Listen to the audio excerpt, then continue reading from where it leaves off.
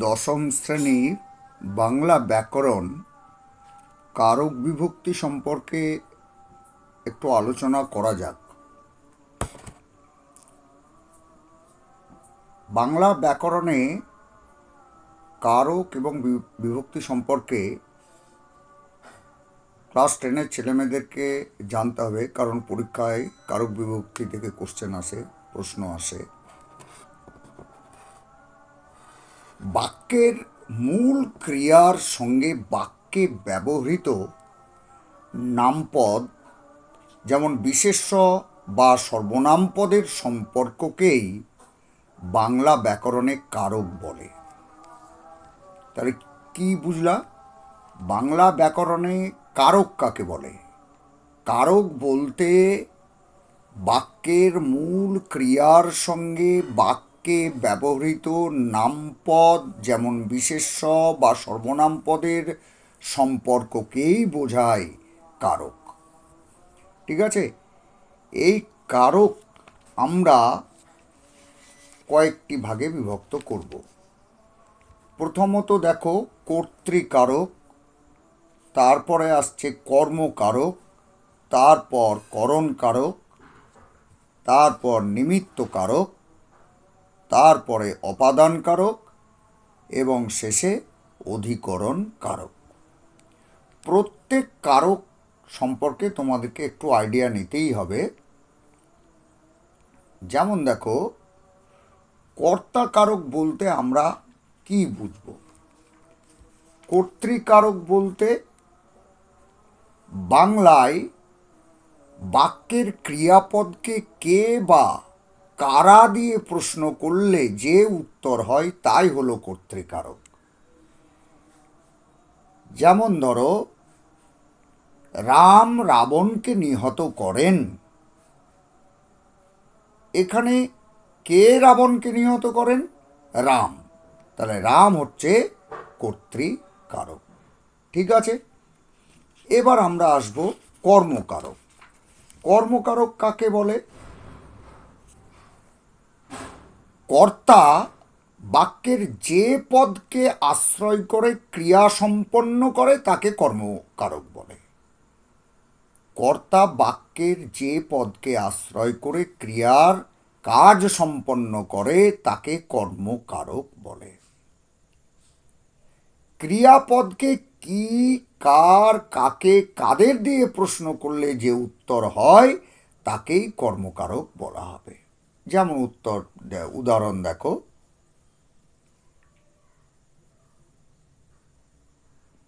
যেমন উদাহরণ দিচ্ছি দেখো, আমি তাকে বই পড়ে শোনালাম। এই যে কাকে শোনালাম? তাকে। তাকে হচ্ছে কর্মকারক। ঠিক আছে, এবার এসো কর্মকারকের পরে আমরা জানব করণকারক। যার সাহায্যে কর্তা ক্রিয়ার কাজ সম্পাদন করে তাকে করণকারক বলে। যার সাহায্যে বাক্যের কর্তা ক্রিয়ার কাজ সম্পাদন করে তাকে করণকারক বলে। যেমন ধরো, আমি ছুরি দিয়ে দড়ি কাটলাম। কি দিয়ে কাটলাম? ছুরি দিয়ে। ঠিক আছে, তাহলে এই ছুরি দিয়ে, এই ছুরি হচ্ছে করণকারক। ঠিক আছে, এরপরে আসবে আমাদের করণকারকের পর তোমাদের আসবে নিমিত্তকারক। ক্রিয়ার কাজ সম্পাদন যার নিমিত্ত বা যার জন্যে করা হয় বা যাকে নিঃশর্ত দান করা হয় তাকে নিমিত্ত কারক বলে। ক্রিয়ার কাজটা সম্পাদন যার নিমিত্ত বা যার জন্যে করা হয় বা যাকে নিঃশর্ত দান করা হয় তাকে নিমিত্ত কারক বলে। যেমন ধরো, ক্ষুধা তুরকে অন্ন দাও। ঠিক আছে, এরপরে আসছে অপাদান কারক। বাক্যের ক্রিয়ার কাজটি সম্পাদন যে পদ থেকে হয় তার সঙ্গে ক্রিয়ার সম্পর্ককে অপাদান কারক বলে। বাক্যের ক্রিয়ার কাজটি সম্পাদন যে পদ থেকে হয় তার সঙ্গে ক্রিয়ার সম্পর্ককে অপাদান কারক বলে। গাছ থেকে ফল পড়ে। কোথা থেকে পড়ে? গাছ থেকে। অতএব গাছ থেকে হচ্ছে অপাদান কারক। বোঝা গেল? এরপরে এসো আমরা জানব অধিকরণ কারক। যে স্থানে কালে বা বিষয়ে ক্রিয়ার কাজ সম্পন্ন হয় ক্রিয়ার সেই আধারকে অধিকরণ কারক বলে। যে স্থানে কালে বা বিষয়ে ক্রিয়ার কাজ সংঘটিত হয় ক্রিয়ার সেই আধারকে অধিকরণ কারক বলে। যেমন রাতে চাঁদ ওঠে। কখন চাঁদ ওঠে? রাতে। ঠিক আছে, এই রাতে হচ্ছে অধিকরণ কারক। ঠিক আছে।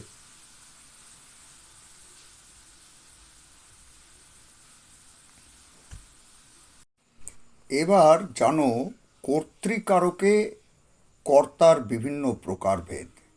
যেমন ধরো উহ্য বা অনুক্ত কর্তা, বহু ক্রিয়ার কর্তা, সমধাতুজ কর্তা, একই ক্রিয়ার বহু কর্তা, নিরপেক্ষ কর্তা, ব্যতিহার কর্তা, কর্ম কর্তৃবাচ্যের কর্তা, সহযোগী কর্তা ইত্যাদি। উহ্য বা অনুক্ত কর্তাটা কি? কর্মবাচ্য এবং ভাববাচ্যের কর্তা প্রধানরূপে ব্যক্ত হয় না, তাই তাদের অনুক্ত বা উহ্য কর্তা বলে। যেমন উদাহরণ দেখো, আমার বলা হবে, তার মানে আমার দ্বারা বলা হবে। ভাদুর পড়া হয়। ঠিক আছে। বহু ক্রিয়ার কর্তা কি? একই বাক্যে একটা কর্তাপদ একাধিক ক্রিয়াপদের সঙ্গে যুক্ত হলে তাকে বহু ক্রিয়ার কর্তা বলে। ঠিক আছে। যেমন ধরো, তিনি পড়েন, পড়ান, লেখেন, আঁকেন, রাঁধেন, বাড়েন, গানও শেখান। হলো, এটা হচ্ছে বহু ক্রিয়ার কর্তা। সমধাতুজ কর্তা কি? যে বাক্যের কর্তা ও ক্রিয়া একই ধাতু থেকে নিষ্পন্ন হয় তাকে সমধাতুজ কর্তা বলে। যেমন ধরো উদাহরণ দিচ্ছি, এমনি এমনি ঘটনাটা ঘটলো, রটনাটা রটলো। ঠিক আছে। একই ক্রিয়ার বহু কর্তা। একটা বাক্যে একাধিক কর্তাপদের মাধ্যমে একটি ক্রিয়ার কাজ নিষ্পন্ন করলে তাকে একই ক্রিয়ার বহু কর্তা বলে। যেমন ধরো, রাস্তায় লোক, ঘরের মানুষ, বাসের যাত্রী, জনতার ভিড়, ঘুমন্ত শিশু ও চমকে উঠল। ঠিক আছে। এরপরে এসো নিরপেক্ষ ক্রিয়া। একই বাক্যে সমাপিকা অসমাপিকা ক্রিয়ার পৃথক পৃথক কর্তা থাকলে অসমাপিকা ক্রিয়ার কর্তাকে নিরপেক্ষ কর্তা বলা হয়। ঠিক আছে। তারপরে এসো ব্যতিহার কর্তা। বাক্যে একাধিক কর্তার মধ্যে ক্রিয়া প্রতিক্রিয়া লক্ষ্য করা যায়। হ্যাঁ, একই বাক্যে একাধিক কর্তা পারস্পরিক ক্রিয়া বিনিময় করলে তাকে ব্যতিহার কর্তা বলে। একই বাক্যে একাধিক কর্তা পারস্পরিক ক্রিয়া বিনিময় করলে তাকে ব্যতিহার কর্তা বলে। যেমন ধরো, মায়ে ঝিয়ে ঝগড়া করে, ভাইয়ে ভাইয়ে হানাহানি। কর্ম কর্তৃবাচ্যের কর্তা। বাক্যে কর্ম যখন কর্তার কাজ করে তখন তাকে কর্ম কর্তৃবাচ্যের কর্তা বলে। যেমন বৃষ্টি পড়ে টাপুর টুপুর। সহযোগী কর্তা কি? বাক্যের একই ক্রিয়ার একাধিক কর্তার মধ্যে একই কাজ সম্পন্ন করার সহযোগিতার সম্পর্ক থাকলে সেই কর্তাদের সহযোগী কর্তা বলে। বাক্যের একই ক্রিয়ার একাধিক কর্তার মধ্যে একই কাজ সম্পন্ন করার সহযোগিতার সম্পর্ক থাকলে সেই কর্তাদের সহযোগী কর্তা বলে। যেমন উদাহরণ দেখো, ঝি চাকরে বাসন মাজছে, ঠিক আছে। তারপরে এসো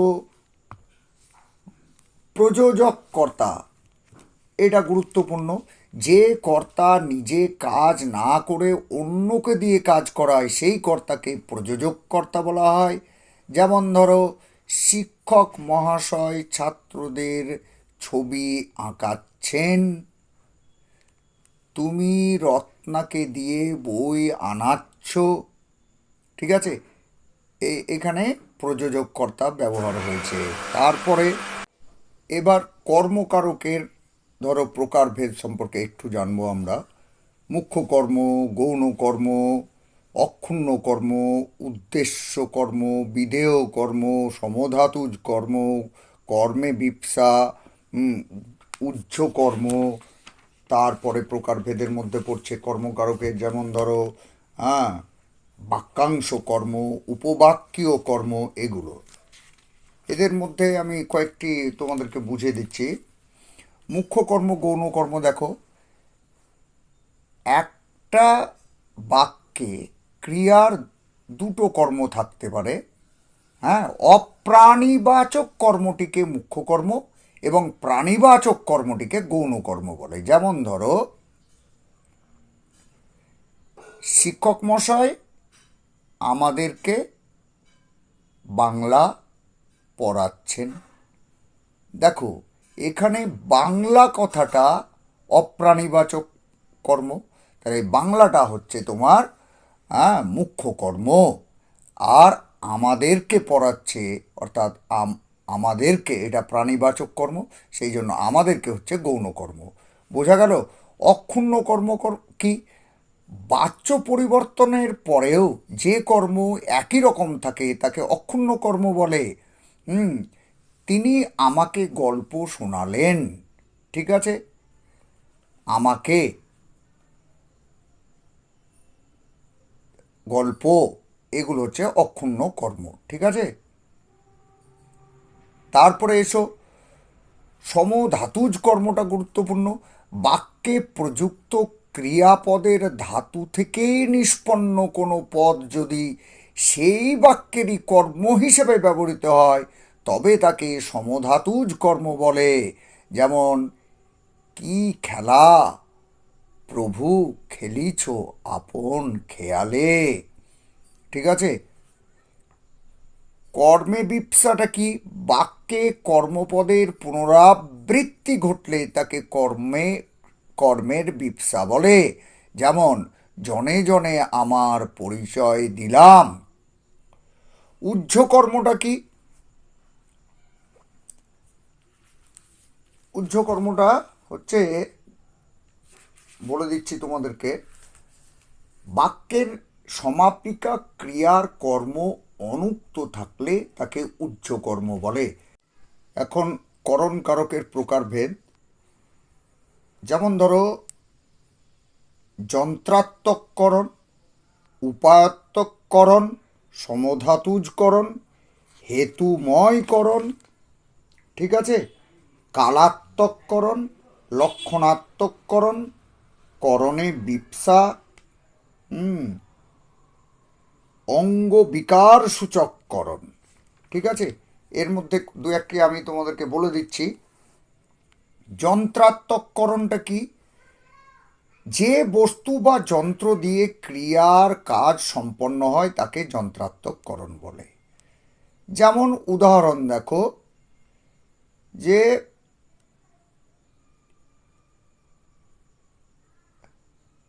তিনি ওয়াশিং মেশিনে জামা কাপড় ধুয়ে দিলেন, ঠিক আছে।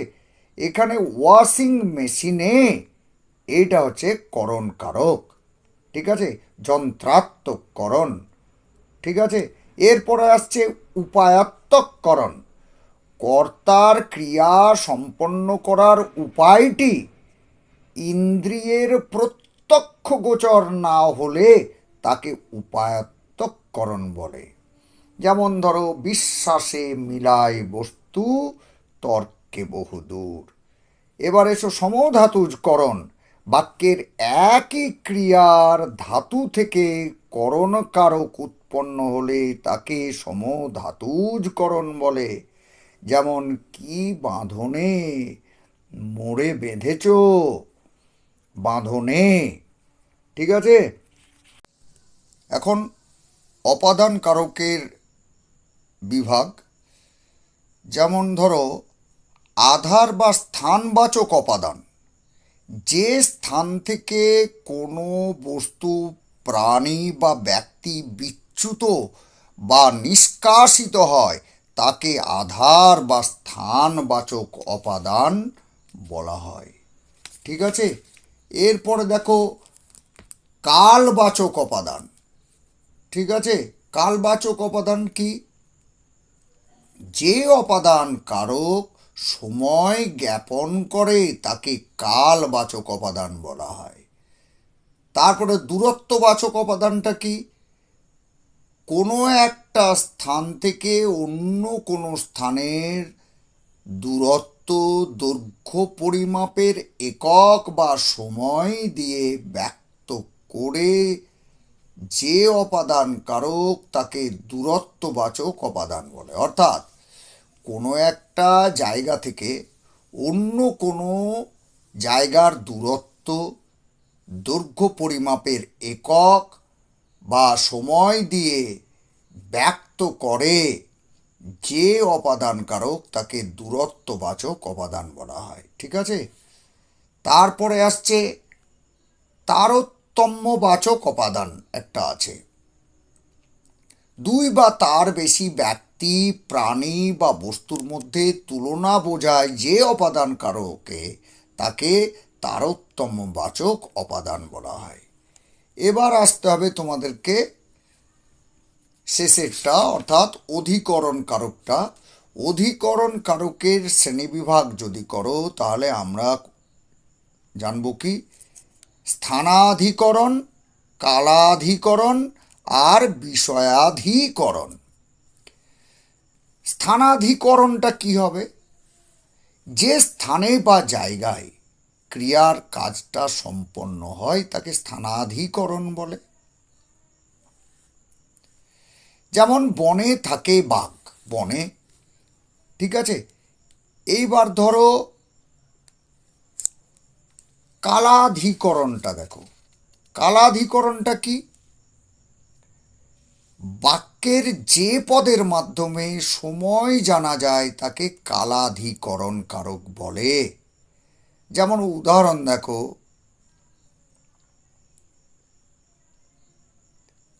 আজ বিকেলে তোমার চিঠিটা পেলাম। এখানে বিকেলের, হ্যাঁ, আজ বিকেলের ডাকে তোমার চিঠি পেলাম, এটা যদি বলি তাহলে এই বিকেলের এটা হচ্ছে কালাধিকরণ। ঠিক আছে। এরপরে আসছে বিষয়াধিকরণ। যে বিষয়কে নিয়ে ক্রিয়া সংগঠিত হয় তাকে বিষয়াধিকরণ বলে। যেমন ধরো, বারবার পড়া অনুশীলন করো। ঠিক আছে। পড়াটা হচ্ছে বিষয়াধিকরণ। ঠিক আছে। আবার ধরো আরেকটা উদাহরণ দিচ্ছি, বাংলায় তোমার ভয়ের কারণ নেই, বাংলায়, এটা বিষয়াধিকরণ। ঠিক আছে। এবার আমরা জানব বিভক্তি এবং অনুসর্গ সম্পর্কে। ঠিক আছে। বিভক্তি আর অনুসর্গটা কি এটা কিন্তু তোমাদেরকে জানতে হবে। বিভক্তি কি তাহলে? যেসব বর্ণ বা বর্ণগুচ্ছ নাম শব্দ বা ধাতু শব্দের সঙ্গে যুক্ত হয়ে পদ গঠন করে তাদেরকে বিভক্তি বলে। যেসব বর্ণ বা বর্ণ সমষ্টি নামপদ বা ধাতুর সঙ্গে যুক্ত হয়ে পদ গঠন করে তাদের বিভক্তি বলে। ঠিক আছে, এই বিভক্তিকে আমরা দু রকম ভাগে ভাগ করব, শব্দ বিভক্তি আর ধাতু বিভক্তি। শব্দ বিভক্তি কি? যেসব বর্ণ বা বর্ণগুচ্ছ নাম পদের সঙ্গে যুক্ত হয়ে শব্দকে পদে পরিণত করে তাকে শব্দ বিভক্তি বলে। আরও পরিষ্কার করে জানো, যেসব বর্ণ বা বর্ণগুচ্ছ নাম শব্দের পরে যুক্ত হয়ে শব্দকে পদে রূপান্তরিত করে তাকে শব্দ বিভক্তি বলে। যেমন উদাহরণ ধরো, রে, তে, কে, এর, দের ইত্যাদি। যেমন ধরো,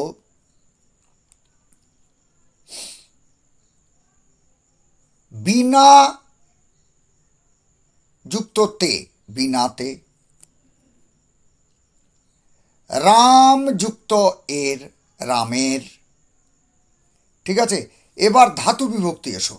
যেসব বর্ণ বা বর্ণগুচ্ছ ধাতুর পরে যুক্ত হয়ে ধাতুকে ক্রিয়াপদে রূপান্তরিত করে তাদের ধাতু বিভক্তি বলে।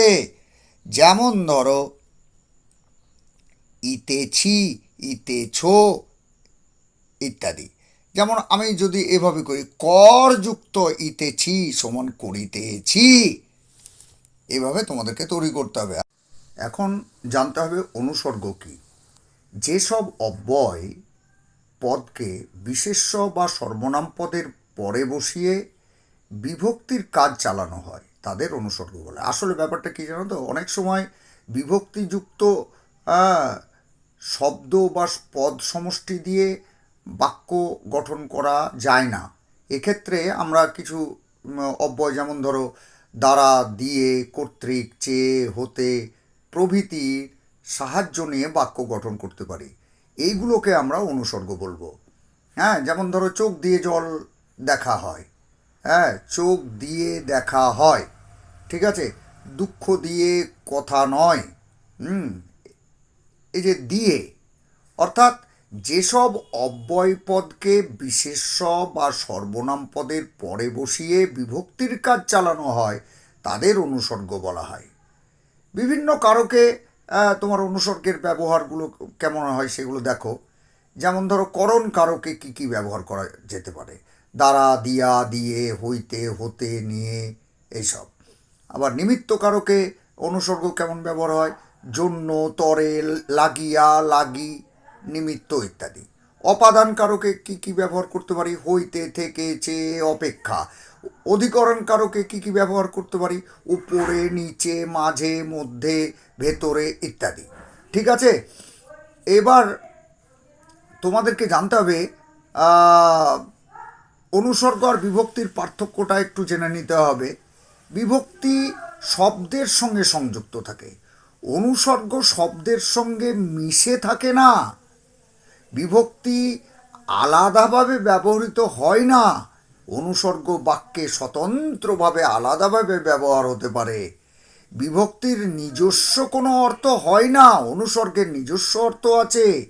বিভক্তিযুক্ত শব্দের পরেও অনুসর্গ বসতে পারে, অনুসর্গ ব্যবহারের পর আর বিভক্তি যুক্ত হয় না।